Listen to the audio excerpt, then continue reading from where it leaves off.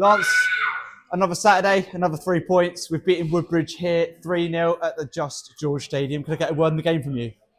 Yeah, again, I seem to kind of repeat myself a little bit. I thought first half, I have to give Woodbridge some real credit. I thought the way they moved the ball in difficult conditions, their movement off the ball was very good, and they caused a lot of problems in that first half.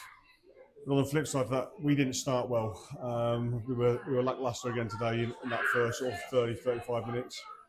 We get a goal against the run of play. We hold on to that until half time.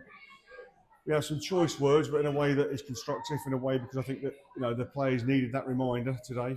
And then second half, you saw the real zone, and I think that the way we controlled the second half, 2 more goals in the second half, the way we played.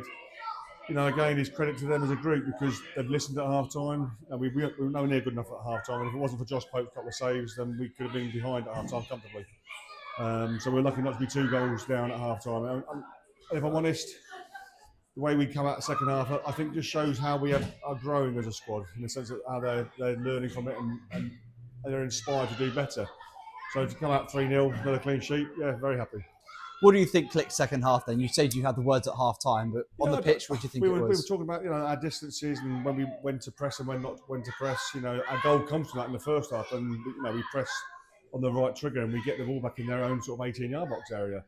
And if teams want to play, then it's their downfall in a way. But second half we were much better at that. We played higher up. We were leaving 2v2 with the 2 centre halves and letting the fullbacks deal with their wing backs and such. And it got better. Now midfield were closer, etc.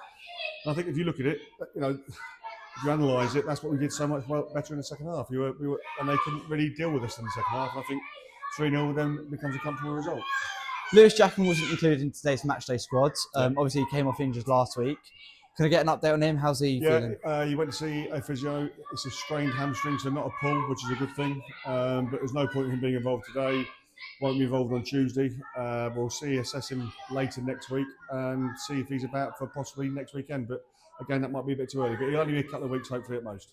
It's a big day for the club then today, like we were talking a minute ago. It was another win for the club, but it was also the first game at the newly rebranded Just George Stadium. Can I get a word on that from you?